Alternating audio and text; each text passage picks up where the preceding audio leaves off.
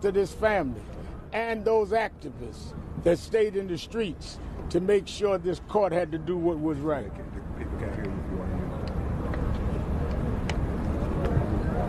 Let me repeat for those in the back, because those are the ones that marched, that this is the longest sentence they've ever given, but it is not justice.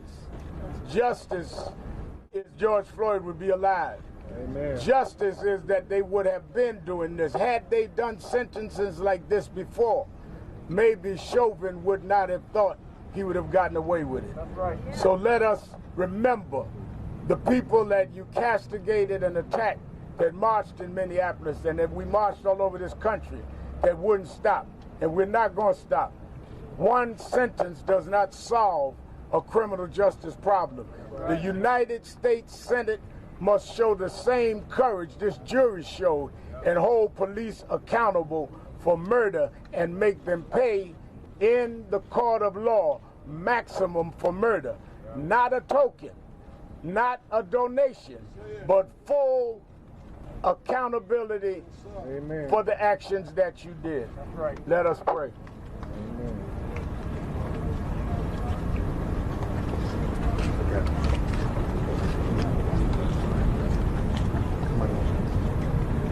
Dear God, we come to the same spot we bowed at the beginning of the trial, asking you to give this family strength and give them grace. And you've brought us now to the end of this particular proceeding. They will say it is more time than any time in history, but we will say that history has been long underserving its citizens. Yes. And we humbly thank you for giving this family the strength to stand where other families didn't even get a court date. Yes. We remember Eric Garner today. Yes. We remember Michael Brown. Yes. We remember Jacob Blake, who is still with us. We remember Tamir Rice on his birthday. 19 years old would have been today. We remember Breonna Taylor. Yes. They never got a court date. Never. We did get a court date, a conviction, and some time. Amen. Some will say that's progress. I will say, as Malcolm X said, if you have a knife in my back 6 inches, to take out 4 inches is progress, but I still have 2 inches of knife in my back. The knife is still in our back as long as these unresolved cases are there. And the Floyd family and those of us in the civil rights community, the activist community, will not stop until justice becomes a matter of federal law and no longer a news story, but the story that we know will follow. Touch that U.S. Senate to see that they must make law so that we will not have little children like George's daughter had to give a judge's statement about the value of a nanny, but they understand that all of your children matter. Yes, Black lives matter because you made us all. And we'll be careful to be loyal and we'll be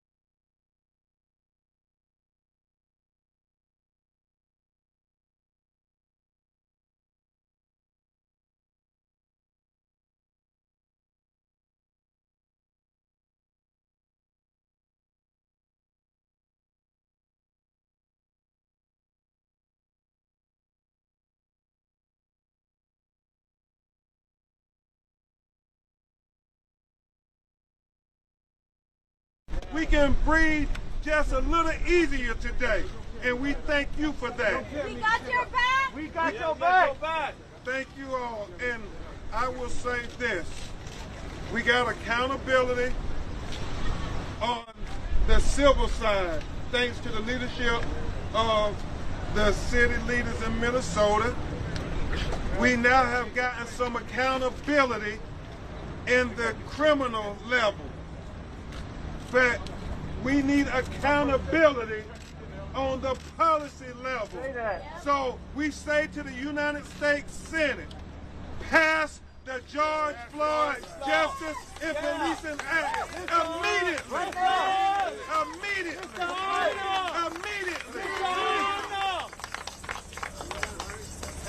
At this time, I give you one of the finest attorneys in the United States of America. I have had the pleasure of being with a team of lawyers, Reverend Al, who are second to none. And each of them work tirelessly day and night from every corner of America, working on behalf of George Floyd's family.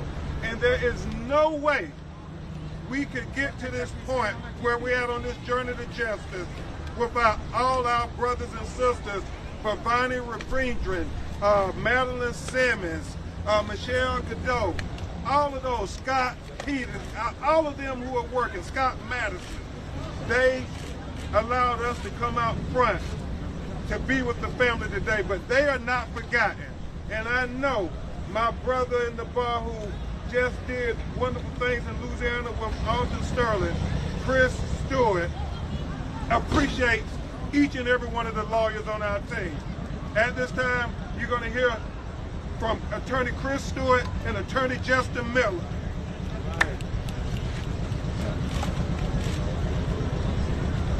First, let me start by saying Roxy and Gianna couldn't be here, but right now, Gianna is actually watching. She's watching live. So let me tell you, Gianna, you've done two things in this case. You started by saying, my daddy changed the world. Yes. Yeah. I want you to know you changed the world. That part. Because today, that statement that you gave was not just powerful, but it was prophetic. You told us that his spirit is still here. And people that are doubting, people that are looking at these monuments coming up and the statues coming up of George Floyd and not understanding, you aren't understanding that his spirit is changing things. It doesn't matter who the man was. It matters who he is now. Yes. There are conversations happening between black and white that never would have happened before about police. There are conversations happening between senators that we are pushing and urging to stand up for what you believe in. If you believe in law and order and change, then you will pass this bill because it protects everyone. Nelson Mandela once said, if you change what you believe depending on who you're talking to, you are not fit to lead. So we are looking for leadership. We are looking for the spirit of George Floyd, which is in every single person now. We are getting off the sidelines and realizing that if you critique policing, it doesn't mean you hate every cop. It means you want the bad cops gone. That's it, yes. And we only will change things by leaving the sidelines and coming together in the middle, no matter what color you are. And that is the spirit of George Floyd.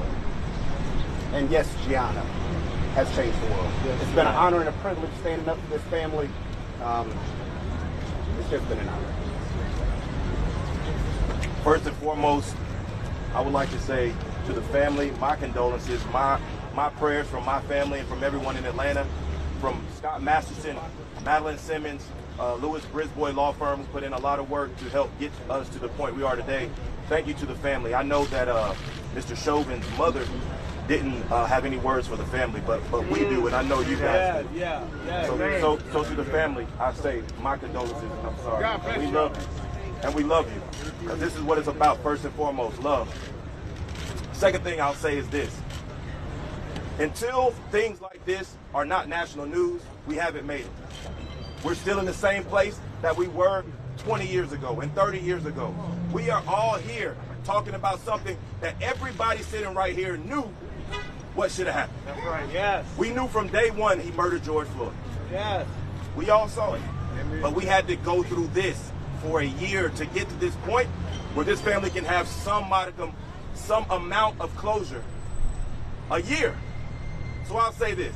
until black and brown people in this country can get closure, can depend on the justice system, can know that when someone murders somebody in broad daylight, that they're going to be held accountable, we got a lot of work to do.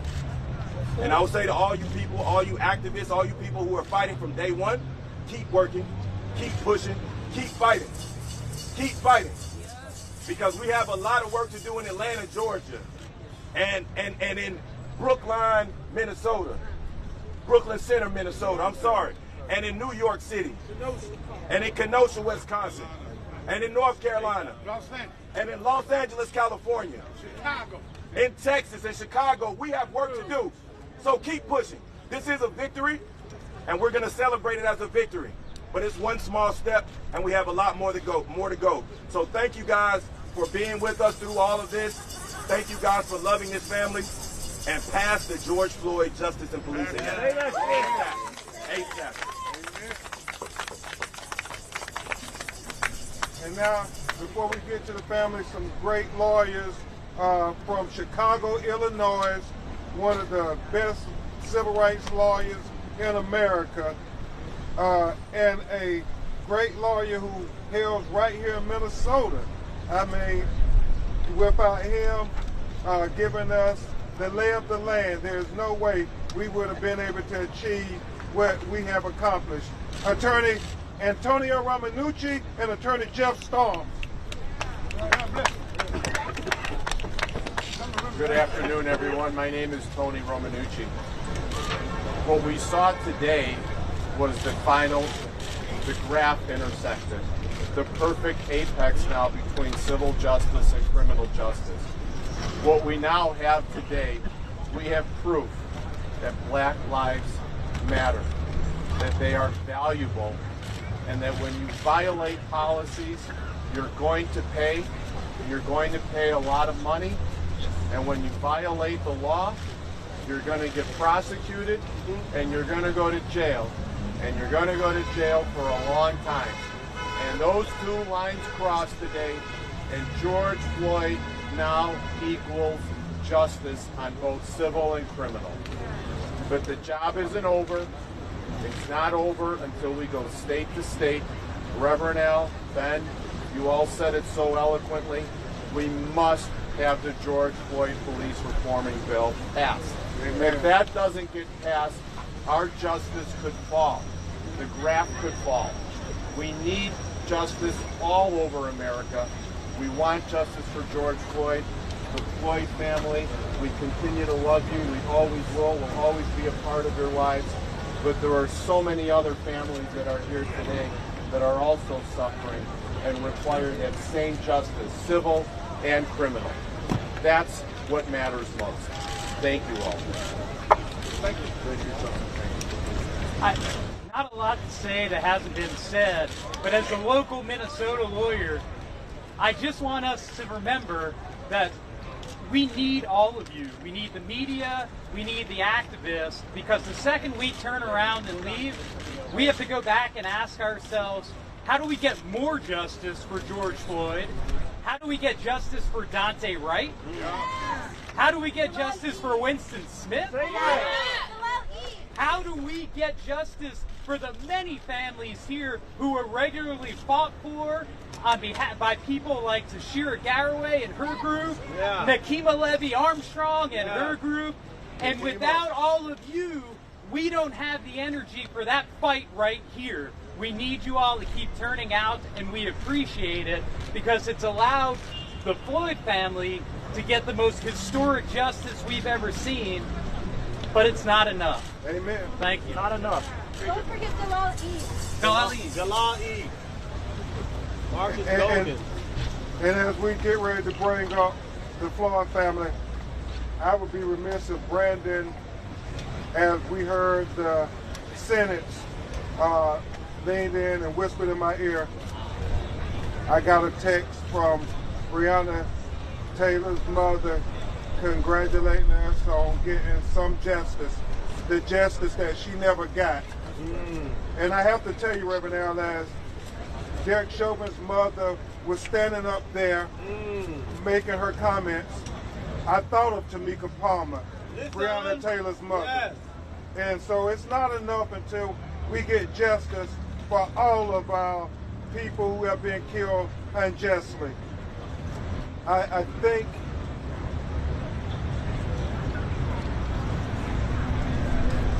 Breonna Taylor's with us. Yeah. Right now, we're going to have you hear from some of the Floyd family members. You've come to know him. He has been speaking at the U.S. Congress, to the United Nations and everywhere, saying that we demand justice for my big brother George Floyd. He sounds like a politician, Reverend Al. Mr. Felonious Floyd. It's on. You got my vote.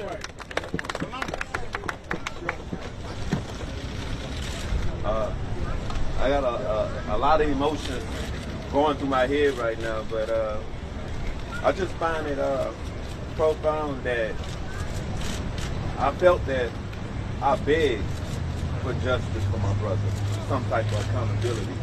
The treatment that I thought that everybody should receive, it's just life, you know. You can't get that back. We all live together in this world, and we all want to be able to work together in this world. You have good police officers and you have bad ones. The fact that you shouldn't have to sort them out. The community that I grew up in, it was a lot of African American people. But the fact that Minnesota has a greater amount of Caucasian people, I still think that everybody should be the same. Everybody should be neutral. Everybody should want to make a difference and make sure that people, when they come to Minnesota, they don't think about George Floyd. They should be able to think about how great Minnesota is. Not thinking about Philando Castile, you know. His mother is still fighting. Yes. Thinking about Dante Wright. Yes. Many families I had to console. You think about Anthony McClain. He was killed. All of these people were shot in the back, most of them. The fact that I'm here and I'm still standing, and over a year later, I'm still speaking and I'm speaking out. Times are hard.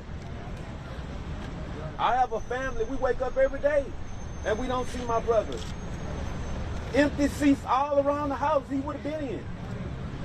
The fact that Gianna would grow up knowing that her father had made a difference in the world, but the fact that she cannot have a sweet 16, she cannot have him walk her down the aisle.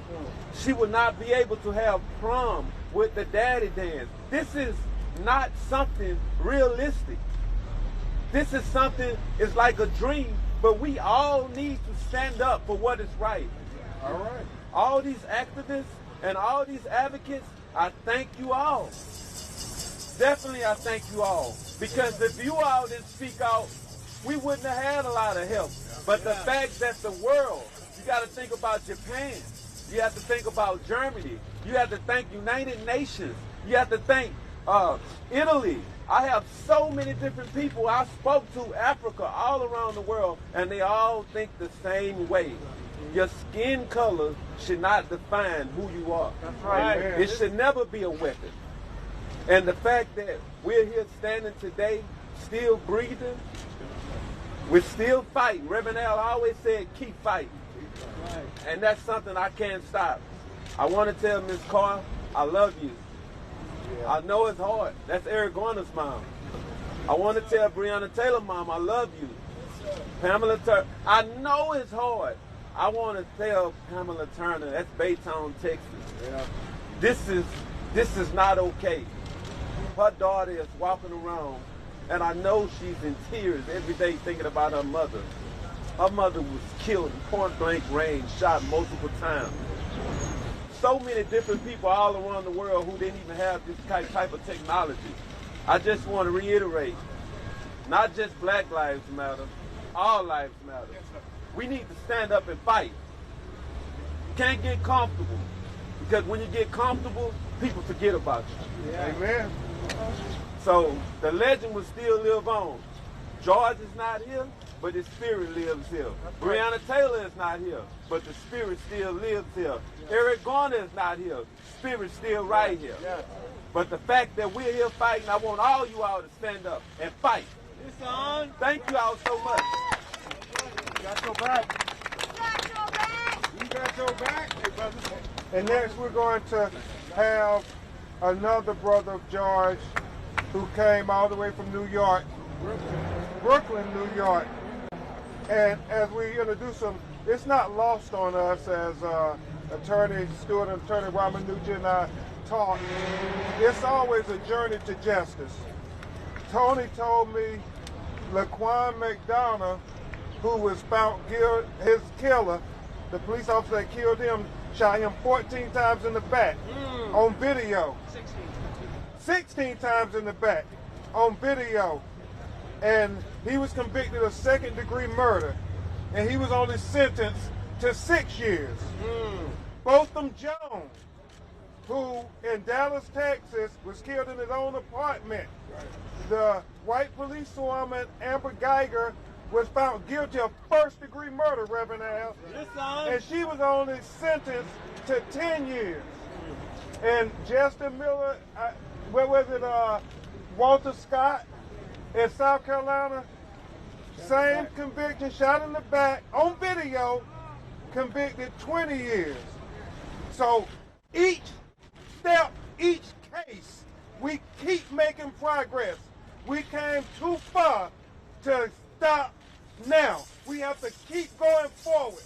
And so that's why all the energy we have in this courtroom, we have to take to Capitol Hill, and we have to join Senator Cory Booker. We have to join Congresswoman Karen Bass, Senator Tim Scott. We got to say, you all, we need meaningful police reform so we don't have to put up with these injustices. Seem like, Reverend Al, every other week there's a new hashtag. We can stop this, America. We're at the turning point. Terrence, Floyd, Brooklyn, New York. Let me hear y'all say change. Change. Let me hear y'all say change. Change. That's right. Just like I heard y'all say change all together, that's how we're going to keep the change going together. Fight. Keep fighting. The way we got here is because of our fight and your fight together. Y'all hit the streets. We thankful for y'all.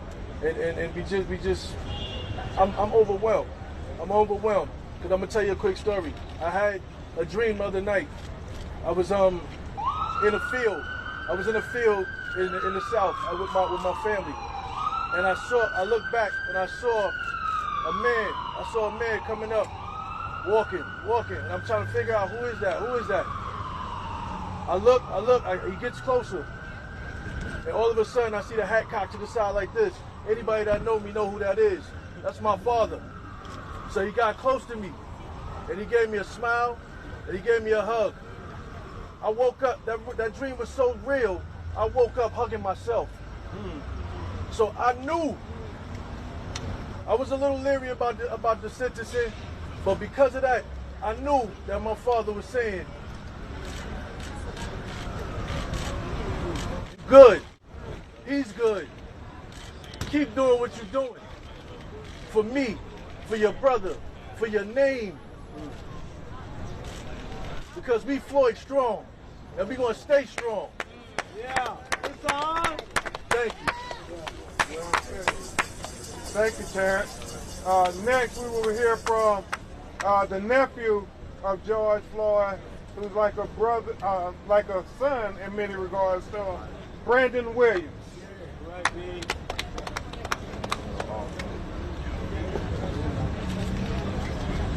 It's funny that we got justice, but not enough justice. You know, I remember standing here the first day of trial in this very same spot.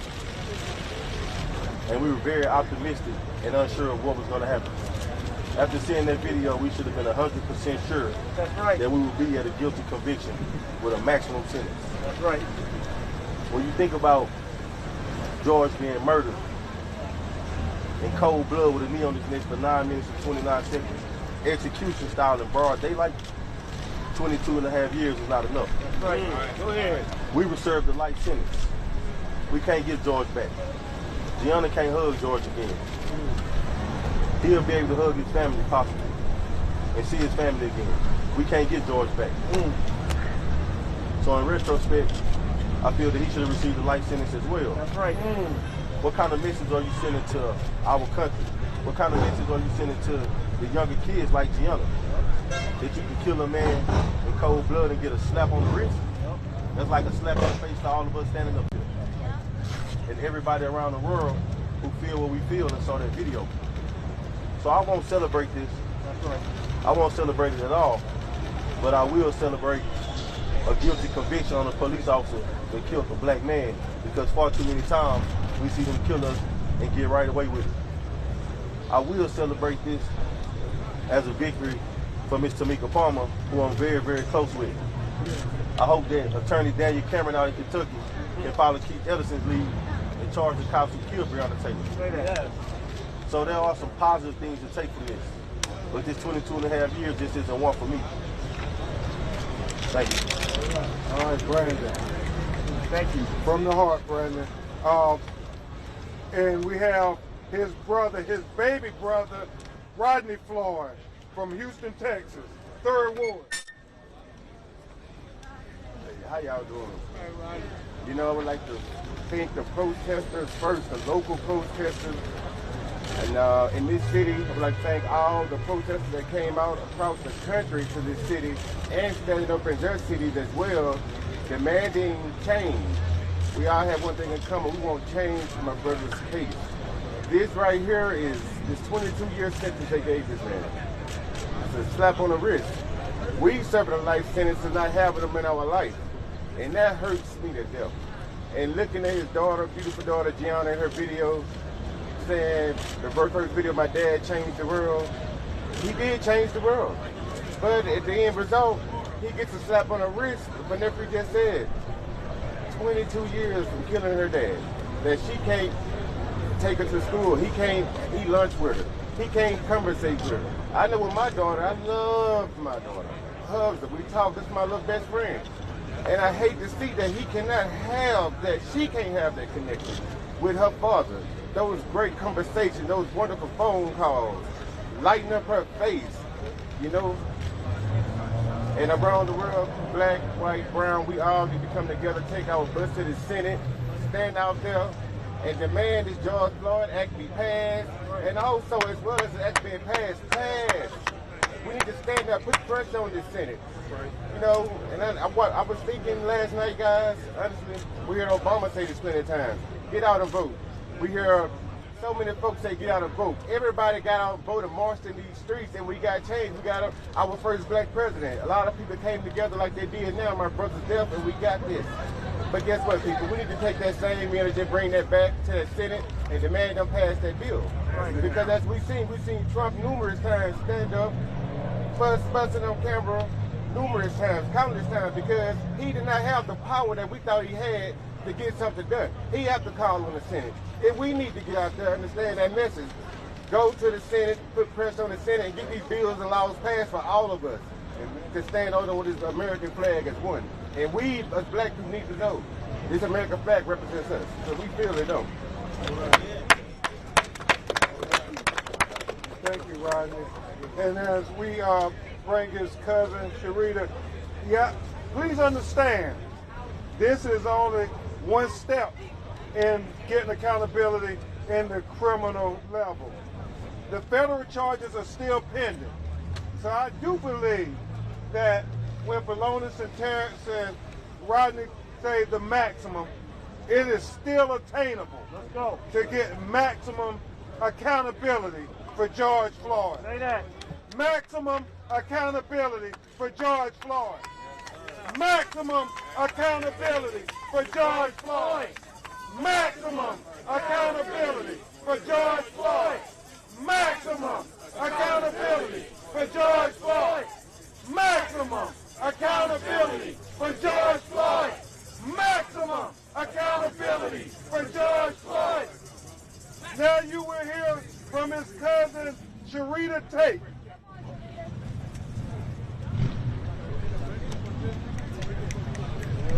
Hello, everybody.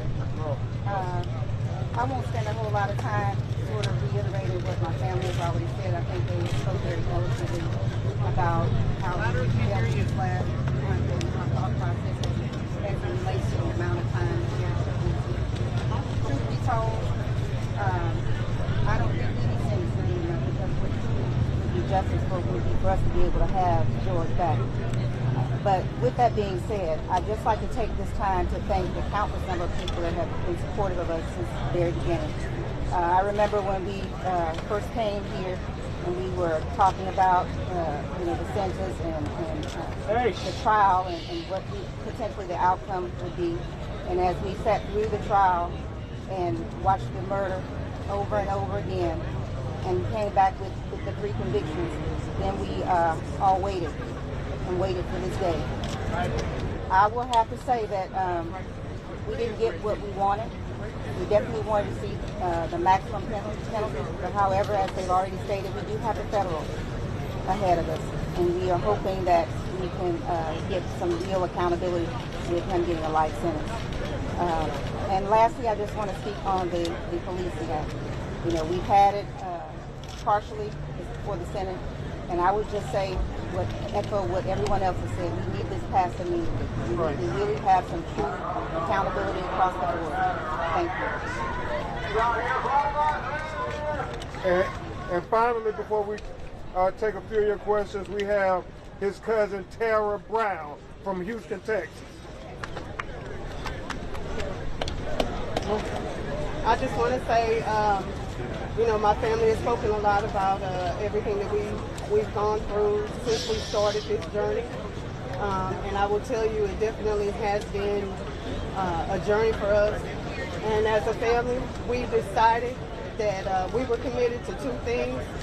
For sure, we wanted to make sure that we got some measure of justice for George and for the countless other families who have lost loved ones in the way that we did.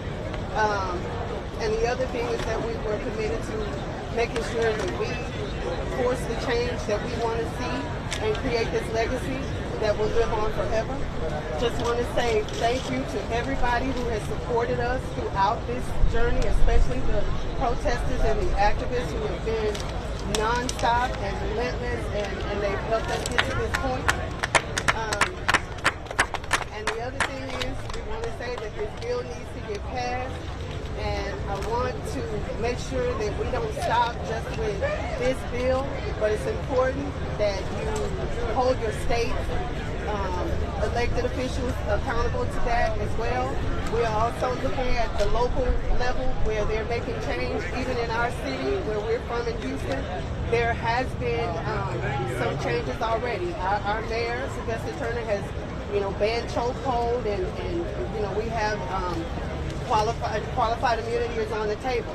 So we are keeping active, and we want to make sure that you stay in the fight. Please keep fighting. Thank you. Thank you. And finally, our national leader, Reverend Al Sharpton. We're going to open up the questions for the family and all of us.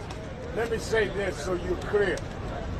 If there is conviction in the federal trial, and he is convicted and the other 3, that federal time can run after the 22 and a half years. Amen. Does not have to run concurrent, which is why we're saying that we still want full justice. Right.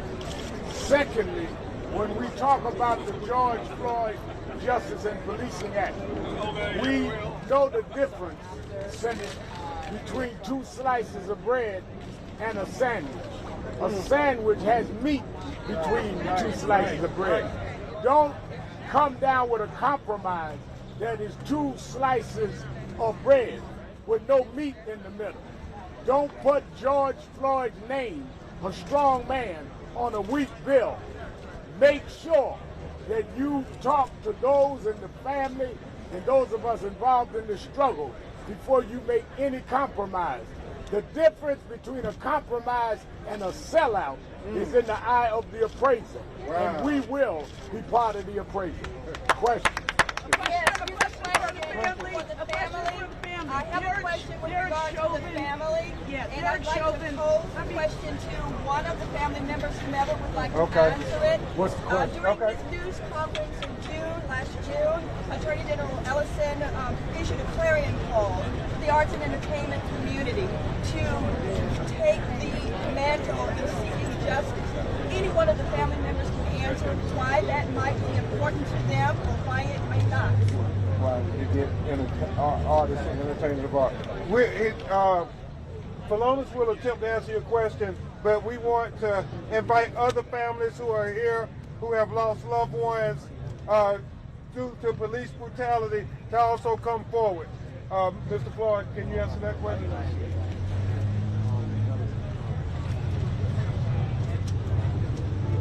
Okay. All right. We may answer that question on the side for you. Okay. Answer a question about the case, sir. Okay. Question about the case. And Attorney Storms, where are the other families? Today in court, Derek Chauvin offered condolences to the family. I was wondering what you thought about that. And also Derek Chauvin's mother continued to say that her son was innocent and that people did not know her son like the family did. And I was wondering what you thought about those comments. The condolences from Derek Chauvin and the mother saying that her son was innocent and people did not know Derek Chauvin like her family did. I just thought about it as the same thing with my brother. People didn't know who my brother was. They labeled him. The trial was all about my brother. Instead, it should have been about Mr. Chauvin. So the things that she spoke about, I understand that because that's her son. Same way she spoke up for her son, I spoke up for my brother. So we all love our loved ones, but the fact that I will never see my brother again is worse because she still will have the opportunity to see her son in the cell anytime she wants to. Let me say something about that with Philonis. When I heard his mother speak, and I respect any mother stand up for their son, but it reminded me, and I said it in the eulogy right here, that George called for his mother. And the one that seemed not to understand the bond between a mother and son, when a son would call for his mother that was no longer alive, was not the Floyd family, it was her son, Derek. Because that did not make him stop when he heard a man call for his mother. I respect his mother. He did not respect George calling for his mother. Thank you, Rev. Thank you, Rev. We want to acknowledge Bishop Harding, who was over the Salvation Army where George worked, and George did so much great. So let's acknowledge and give him a round of applause for the great work they do. Now we're going to turn it over to a lady who needs no introduction here in Minneapolis, Minnesota. She's a lawyer, she's an activist, and she's a freedom fighter. Y'all give it up for my sister, Nakima. And she's going to introduce some other families. Please, Queen. Good afternoon. It's our honor to stand here with the family of George Floyd and the lawyers who continue to represent this family in their continued pursuit of justice. This is one step towards progress, but this is not justice, and this is not full accountability as the family has asked for. I'm Nakima Levy-Armstrong. I'm a civil rights attorney based here in Minneapolis, and I'm standing next to Tashira Garraway, who is part of Family Supporting Families Against Police Violence, Jaylani Hussein from CARE Minnesota, and Michelle Gross from Communities United Against Police Brutality. And we are all here as people who stand on the front lines with the folks who are here from the Twin Cities who hold it down time and time again. We got to give it up for the activists and the organizers who face rubber bullets, tear gas, arrests, and demonization for standing up for George Floyd and all stolen lives. This incident today of Derek Chauvin being sentenced is something that we've been waiting for a long time. The sad part about his sentence is that we know that black men often receive more time for doing less than what Derek Chauvin did. There are plenty of black men and Latino men in prison for nonviolent drug offenses. But here we have a veteran officer who was literally able to lynch someone in broad daylight in the presence of children and other witnesses and essentially get a proverbial slap on the wrist. That is not acceptable. Judge Cahill should have held him accountable to the fullest extent of the law. It is not enough that he has received the most time from compared to other police officers who have killed people. This is a new day. It's not based on what they did in the past when they could lynch us and get away with it, when they could brutalize us and get away with it, when they could kill people and get away with it. Just because it's the most time does not mean that it is enough time. So we will continue to stand up and fight alongside this family and everyone else who cares about justice in demanding that the federal government now step in and hold Derek Chauvin and those other 3 police officers who were involved in killing George Floyd accountable to the fullest extent of the law. If the federal government had stepped in a long time ago, George Floyd might still be alive today. So that is the least that they can do in this situation. And I want to encourage all the activists, the organizers, the community members who are sitting at home to get off the couch and come down to the government center to stand in solidarity with Families Supporting Families and other organizing groups, as well as a 9 o'clock nighttime peaceful demonstration that's going to happen downtown. Thank you all for being here. Realize we're not asleep in the Twin Cities, and we're going to continue to stand up and fight for justice. Thank you. Keep that true. We love you, Chauvin.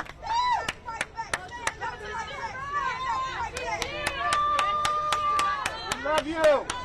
My name is Tashira Garraway. I am the founder of Families Supporting Families Against Police Violence.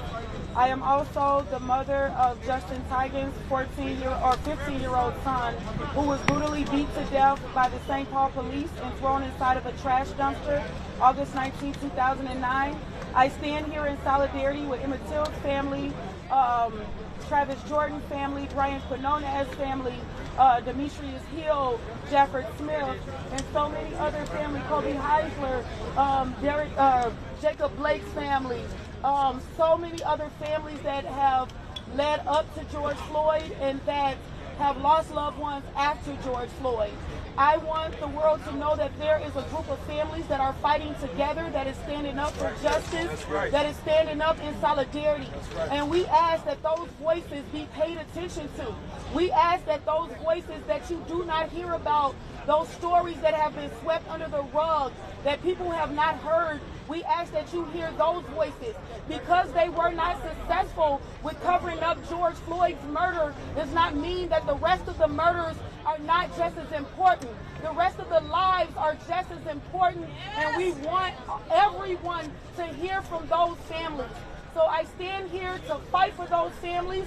We will not back down. We will not be quiet in this time, but we are holding up the rest of the families that have taken the same loss as George Floyd family. We are very thankful for the little bit of crumbs that they did give us today with holding this officer accountable. But just like George Floyd is the face of hundreds of murders around Minnesota that have been covered up, so is Derek Chauvin the face of hundreds of killer cops that are still out here walking around in our communities on the forces, still serving. They have brutalized family members. They have brutalized the community. And we need these officers held accountable just like they held Derek Chauvin accountable today. We need the rest of these officers held accountable as well. And we cannot be quiet about that and not hold them accountable like we held Derek Chauvin accountable. Thank you. That's right, Sarah. Right on,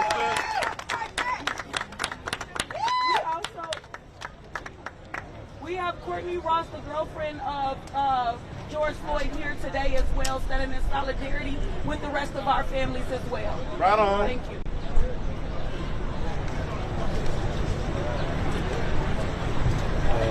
Come on, Brother Blake. My name is Jacob Blake. Blake. The verdict was handed down today, and we have no choice but to accept it. Listen. We don't have to be happy with it, but we accept it. Come on. Go ahead, brother. Is it enough? No. No. Yes, sir. But when we accept it, we must. We must say Bismillah. Bismillah. Because God knows best. That's right. We must not hold hatred.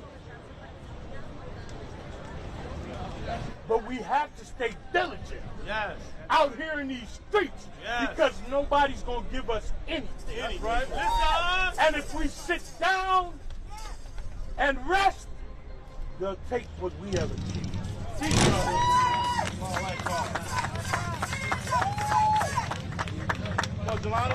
I just want to add, I think everything has been said, but I just want to add to many of the families who did not get this justice, not even this justice. There are thousands of families since the inception of this country that have not been made whole.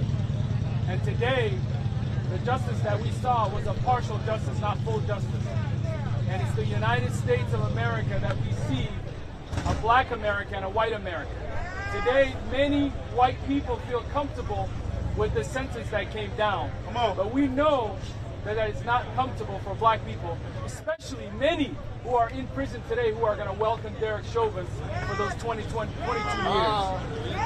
The reality is, the state that killed George Floyd has yet to pass a single piece of legislation to hold police accountable. Yeah. Negotiations are happening right now, and they are watering down the bills that would hold police accountable. And the government, the United States, the federal government, has yet to pass the George Floyd Policing Act. Right. This is America. Let's wake up. Today is a day that we will remember that we did not get full justice. But justice inside the courthouse is not enough.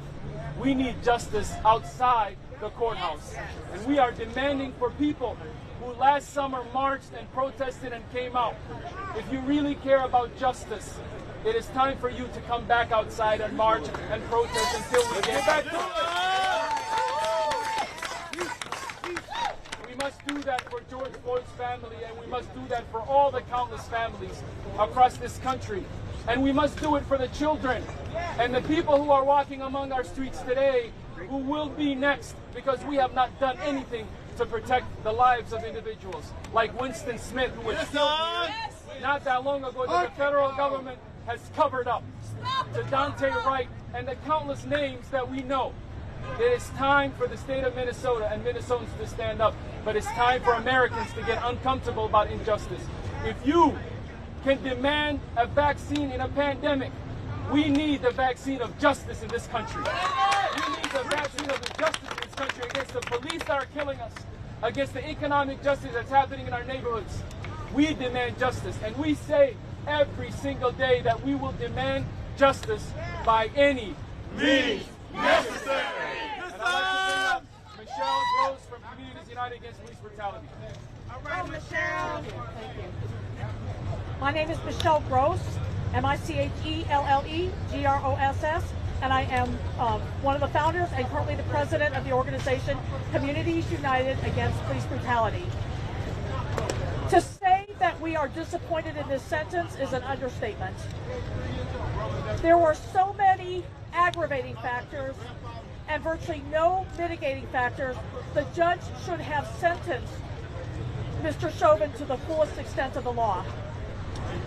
He needed to send a message, and his message was lukewarm at best. As the sentence is a presumptive sentence, it even means that Derek Chauvin will only serve 2/3 of that sentence. It's simply not enough. But more than that, we have had in this state over 270 people killed at the hands of police in the state of Minnesota since the year 2000. Derek Chauvin is only one of 2 officers who was ever convicted and sentenced of anything. He's one of only 4 officers who has been prosecuted. In other words, we have a very, very, very long way to go to even pretend that we are going to give justice. We need to reopen all of the cases of wrongful deaths in this state at the hands levels of law enforcement, all of those cases need to be reopened, need to get a legitimate investigation, not a phony cover-up as the Bureau of Criminal Apprehension and these other police agencies have often done. We need to have an independent investigation and an independent prosecution. And until we have those things, we have no justice for these stolen lives. But beyond that, we need to change the conditions that led to these deaths in the first place. We need to change those conditions. We can honestly say that in the state of Minnesota and in the city of Minneapolis, we have not had one meaningful change that has occurred since the death of George Floyd that would prevent it from happening again. Right. That is simply unacceptable. Right. It means that we will continue to go through this cycle, and families will continue to grieve, and our communities will continue to be traumatized over and over and over again because we refuse to address the underlying problem. This is unacceptable. We are not going to go along with it. We demand change, and we demand it now. Thank you.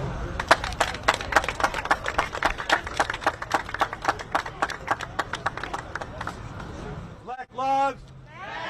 Black lives. Black lives. Say his name. Say his name. Say his name. Say his name. Winston Smith. Say his name. Winston Smith. Say his name. Winston Smith. Say his name. All right, no doubt, no doubt. We're very disappointed by the verdict today. We believe that he should have. My name is Trern Cruz. I'm lead organizer with BLM Minnesota. TRAHERNCREWS. We're very disappointed in the verdict today. We feel that we know that Derek Chauvin should have been sentenced to 30 or 40 years. We know in the state of Minnesota, people have been sentenced to 30 or 40 years for nonviolent offenses like selling drugs and things like that. So if we can send people to jail for 30, 40, 50 years for selling drugs or for nonviolent offenses, then Derek Chauvin should go to jail for 30, 40, 50 years for torturing somebody for 10 minutes in front of children in Southside Minneapolis. Also, like some of the speakers said, for this to be the home of where George Floyd happened and no meaningful reform has taken place, like requiring police officers to carry personal professional liability insurance and then qualified immunity, having a database of killer cops.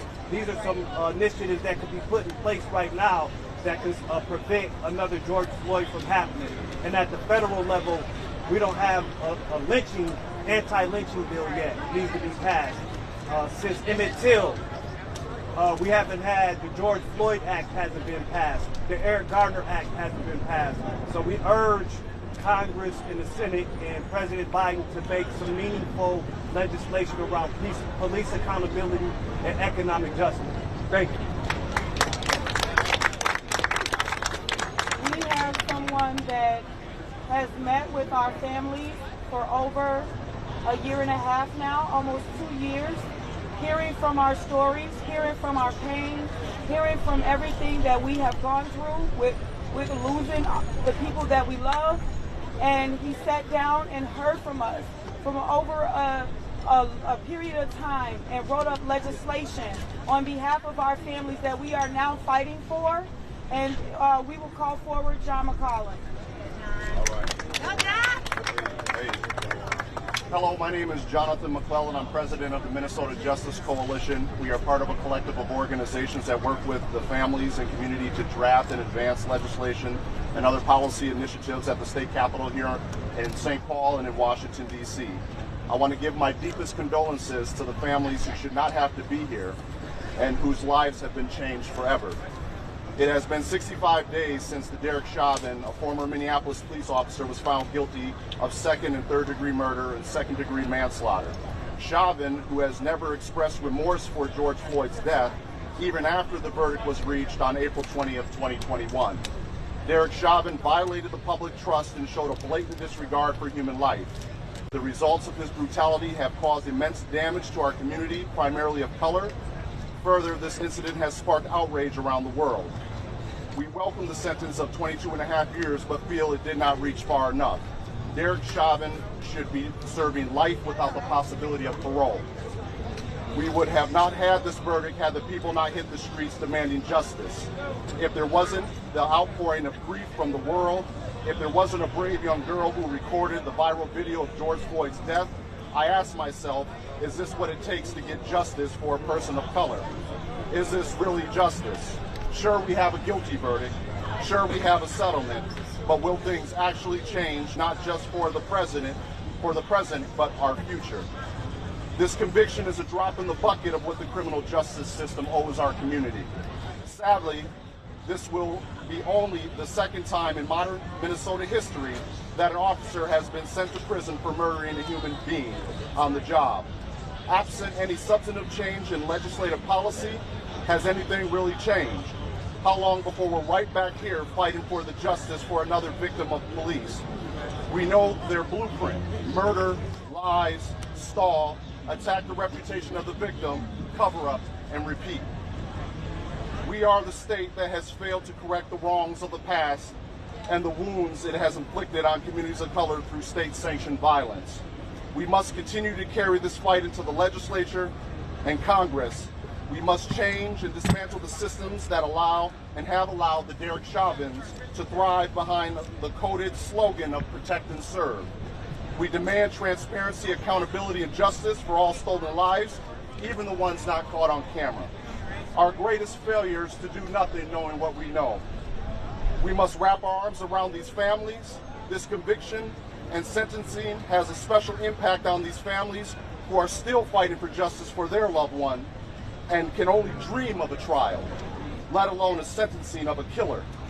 So while we fight for change in the legislature and in Congress with policy, we ask that you not forget what was revealed behind the veil. We ask that you not forget the pain of these families. We ask that you not forget our humanity. Thank you.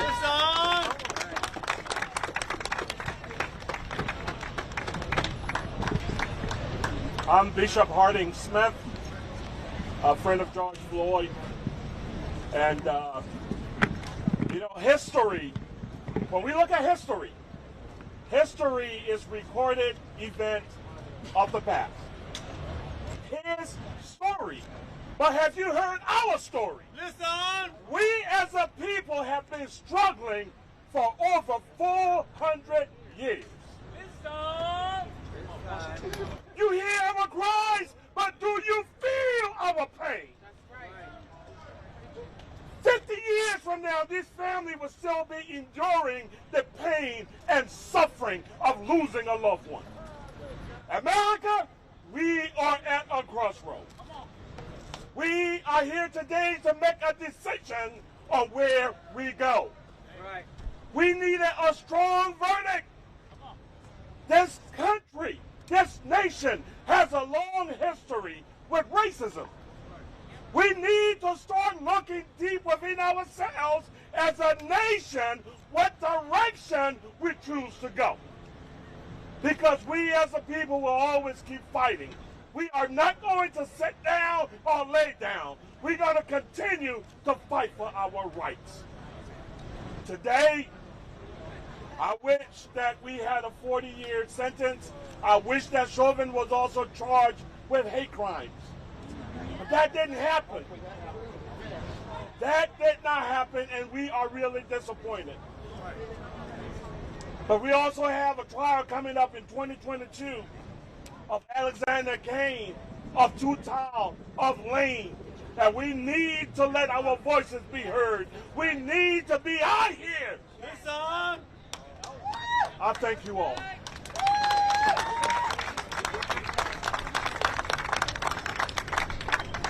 Woo. Minnesota, Mississippi. What's your name? Go ahead. That's coming. Good evening. My name is Deborah Watts, the co-founder of the Emmett Till Legacy Foundation and a cousin of Emmett Till. Our great-grandfathers were brothers. And so they have a half smile today because we're not quite done. Minnesota, Mississippi. Mississippi. Repeat after me. Mississippi. Mississippi. The past is not passed until justice is served. Because as we stand here, we cannot ignore the past, because 66 years ago, Emmett Till was murdered in Money, Mississippi. The murderers were acquitted, and there's one last living accomplice that has never been charged. Mississippi. Her name is Carolyn Bryant Dunham. Carolyn Bryant Dunham. Don't forget that. Emmett's case is in the hands of the Mississippi DA, Dwayne Richardson. Dwayne Richardson. Also, it is in the hands of the Federal Department of Justice as well. But I stand here today because I don't want these families to have the same 66-year journey that we have right now. So my sympathy, my condolences go out to the Floyd family and all of these families that are behind me. We need justice. If you want to talk about reconciliation, spell J-U-S-T-I-C-E to me and to all of us. Okay? So the past is not passed until justice is served. I am not here for white guilt. I am not here for listening to Kumbaya. I'm here to make a difference. And these families, through their pain and their passion and their purposes, are not activists. None of us are activists, but we are activated. Activated to move forward towards justice. So just remember, Emmett Till, if you don't hear the parallels or see the parallels, then there's some blindness happening. But some of the same things that happen in Mississippi, they just wear different uniforms, right? Different uniforms. So the same cultural biases and racism and white supremacy is just by another name, new narrative. So Emmett Till, justice still needs to be served. H.R. 55, which is the anti-lynching bill, H.F. 2586 is the Emmett Lewis Till Victims Recovery Program to give support to these families because they're beyond some of the statute of limitation for help and support. So I just say thank you for your attention. Thank you for these families being activated and speaking your truths. So the past is not past until justice is served. Thank you. Thank you. We will now have the significant other of George Floyd, Courtney Ross, and also DJ with Twin Cities Coalition Justice for Jamal. All right, y'all, get it. Courtney. Yeah, Courtney, we got your back. We got your back. I hear my people out there.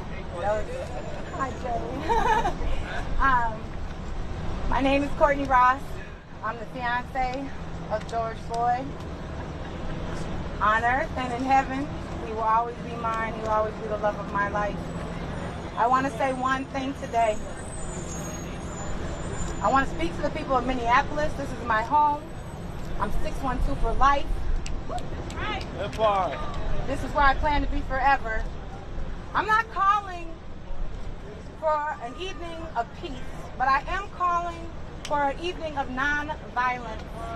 If you are using Floyd's name in any way to promote that, that is not what he was about. If you knew him, he was about peace, love, inclusiveness, and helping people. If he saw anything going on that caused violence or was hurting someone, he would take his 6 feet long arms out and try and stop them and then pray with them to make sure that they could go on with a better day and not act out in the devil's way. So again, I pray, Minneapolis, that we have a non-violent evening. You can still fight. Come with us. Come with DJ. Come with families supporting families against police violence. Come join us anytime. Get your screams out. Get your anger out in that way. And visit the Capitol. Get your anger out in that way too, people. I'm going to introduce a man that means so much to me. who has been boots on the ground since this happened, who has stood in Floyd's name and has made changes. And without him and all the people that you know I'm speaking to today, this verdict wouldn't even happen today. So thanks y'all. DJ, DJ, nephew DJ. Oh, man. My name is DJ Hooker. I help organize with TCC for J. I'm going to say this is an unfortunate day. It's a day that shows that white tears still outweigh justice. It's a day where the government continues to reaffirm white supremacy. People can go to jail for selling drugs in the state where it's for 30 to 40 years. In other states where it's legal, and he got 22.5 years. We have not seen any change on the local level with the city council giving more money to these killer cops. We haven't seen any change at the state level with the Senate playing games all session and continuing to play games during this special session. And at the federal level, where they prioritize, where instead of prioritizing stopping the genocide that's happening here in America to black and native bodies, they'd rather help fund another genocide around the world against the Palestinians. I have a question for y'all today. What does change look like? Does the Law-E, does that look like change? Listen! Does change look like Dante Wright? Does change look like Winston Smith? Listen! Is that what justice is about? No! I expect people to stay out in these streets and to stay activated, and we still got 3 more to go, and we still should turn this verdict over, and we should get more years. So, that's my name. All power to the people. We got your back, DJ. We have a few more speakers and then we will conclude this press conference. We will now call up Donnie Williams, the grandfather of Brian Quinones. All right, Johnny. All right, Johnny. Brian Quinones married my granddaughter, Ashley. And in September 7th of 2019, he was murdered by Richfield and Edina police. This is not a Minneapolis issue. Listen! Derek Chauvin was a Minneapolis cop. These other 3 guys are Minneapolis cops. This happens outside of Minneapolis. This happens in Richfield and Edina. This happens in Brooklyn Center, in Brooklyn Park. It happens in Eagan. It happens in Bloomington. The Department of Justice is here to investigate the MPD. The MPD is under the sculpture of Hennepin County, which therefore should be investigated as well. Yeah, that part.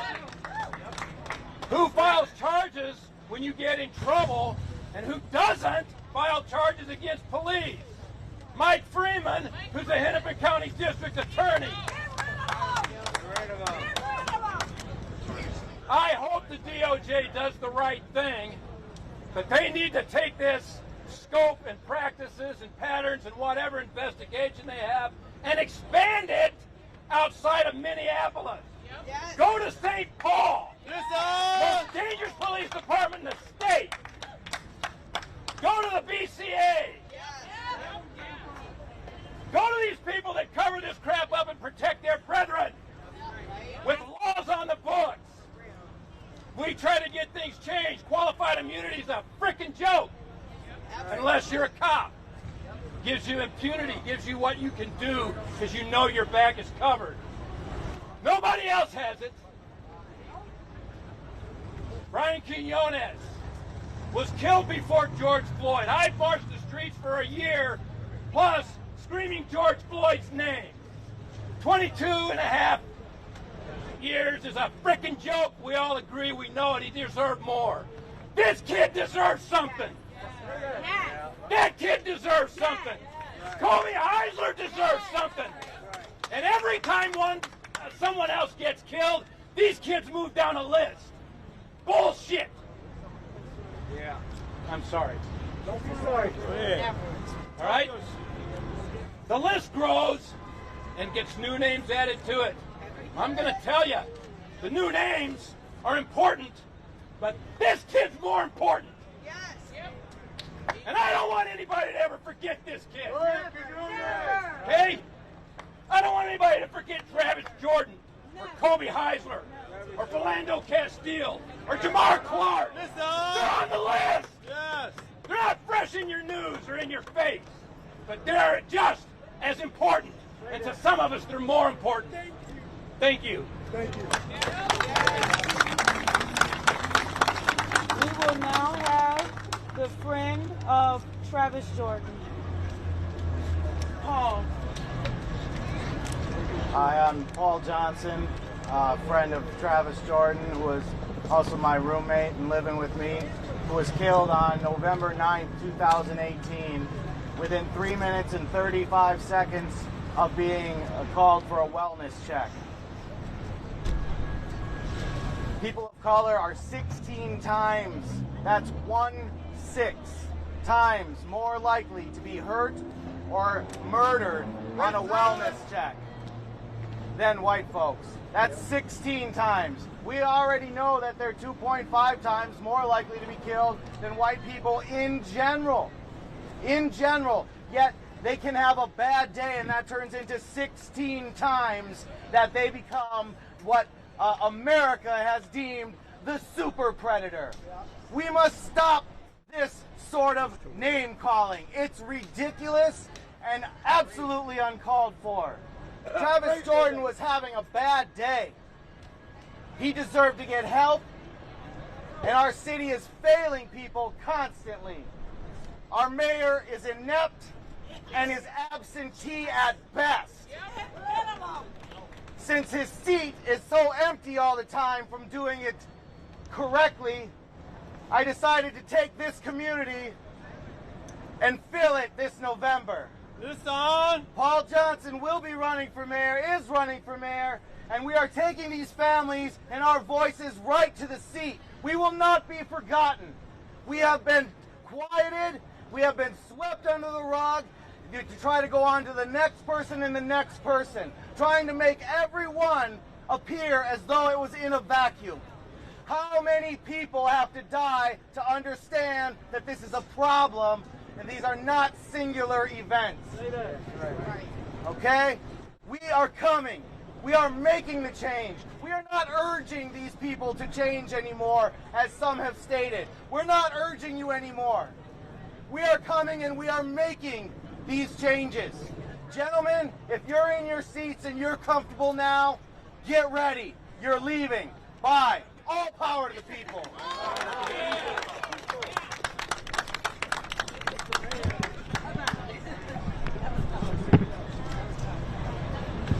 We will have one last speaker and then we will conclude this press conference.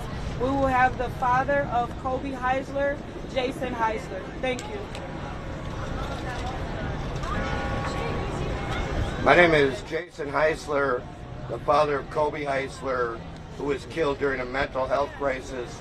He was a 21-year-old autistic man in Brooklyn Center on August 31st, 2019. It's almost been 2 years. Me and these families today met with Attorney General Merrick Garland's Department of Justice today, because they're in town to conduct a patterns and practice investigation of the Minneapolis police. And it's not the first time these police have been investigated. This investigation is over. They have a culture of racism, a culture of excessive force, and a culture of murder. And they kill black people, and they kill people who are disabled. They killed 500 people in the last 20 years, and over 50% of them were disabled. My son was an autistic black man, and I met with these families today, and a lot of it has been covered already, but I want to say, if they're investigating the Minneapolis police, I want to tell you that the culture of excessive force and murder doesn't end at 51st Avenue North or 62nd South. These other cities have more racists on their police force. So I want them to conduct a pattern and practices investigation of all 4 counties. I want them to have independent investigators for all of these families' cases. The BCA and Mike Freeman are in bed with the police, and they're never going to have an independent investigation of their buddies who they need to prosecute criminals. I wish Derek Chauvin would go to jail forever. And he's such a criminal that he probably would. He will. This ain't the only crime he's committed. He claims Florida residents making $100 grand a year. He's a criminal and a murderer. Sorry about that. And so I want an independent investigator. We come out here every night and people make a lot of call outs to tell people to come down. But I only want to call out one person, and it's my buddy Keith Ellison. He needs to get down here and investigate every time the police kill someone. Because we can't trust Mike Freeman, and the BCA just reiterates lies. Right? Open all these cases, thank you. We will conclude the press conference for today. Do any of you guys have any questions for any of us? We're real journalists Thank you for hearing from all of our families, the people that support us. Thank you for being here today. Remind them of the We will be continuing on. We will be marching in the streets. The families that have lost loved ones at the hands of police, as well as some of our strong supporters will be marching right after this. And then we also have action this evening at 9 p.m. We will also be marching down in the streets as well. Thank you. Can you end us the way you usually do? Okay, Tashira. Yes, girl. Go, Tashira. Come on. Thanks, girl. I would just like to say that our families are just going through so much right now, sitting here watching these people slightly give George Floyd justice and knowing that this is something that we're hoping and pleading for. We're pleading and crying out that hopefully one day our loved ones will be valued enough to receive the same amount of justice. But until then, we will not be quiet, and we will stand up with our lives on the line. We will stand up even when they try to silence us, even when they try to shut us out, even when they try to cover up our murders. We will continue on because we don't have a choice. We don't have a choice. I don't have a choice because I have a 15-year-old son named Justin Jr. Kobe Eisler's father doesn't have a choice. Brian Quinones' family doesn't have a choice. And all the rest of these families that are out here do not have a choice but to continue on. So even though we may get scared or afraid or discouraged at times, we don't have a choice but to keep fighting. Even though we may not even be close to having a trial, we don't have a choice but to keep fighting because there is a life that deserves to live and did not deserve to die like that. None of them. And we will be fighting that these officers be held accountable just like Derek Chauvin.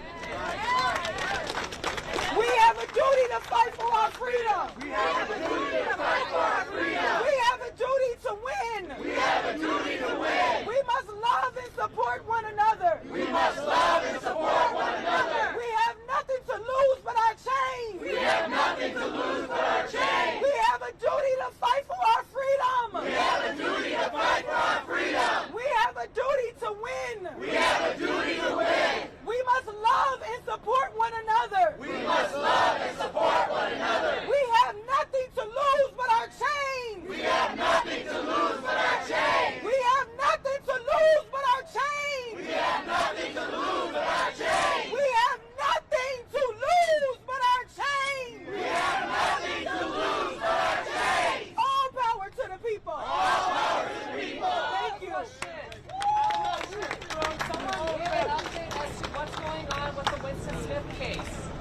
It's being, right now they're trying to cover it up, and we're trying to stop them from covering it up.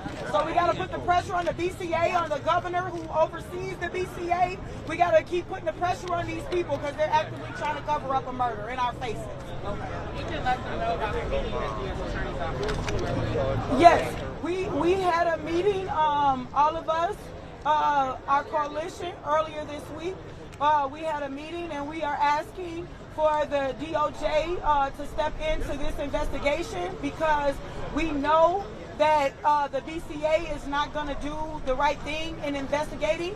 We also truly know in our hearts that there were cameras out there that day, that there's no way in Uptown that there was just no business cameras or anything that caught this footage.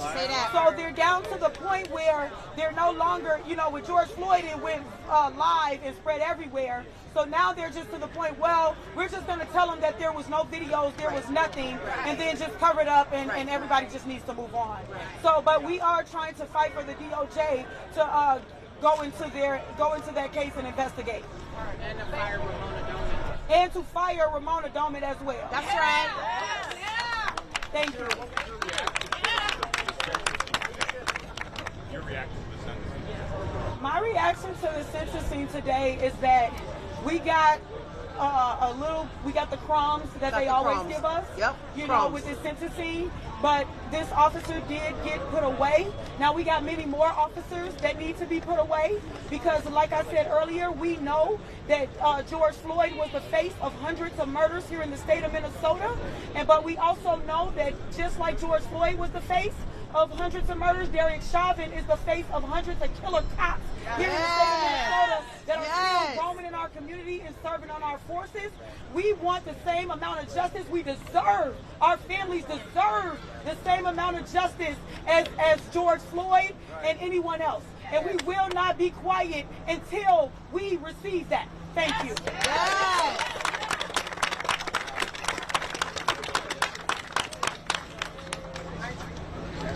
Y'all ready? Okay, so we're going to get ready to get marching, everybody. I know all the press is going to join us for the march, too, so we'll see you on the street. Around the corner. You keep acting like we ain't cousins. I swear to goodness. He might.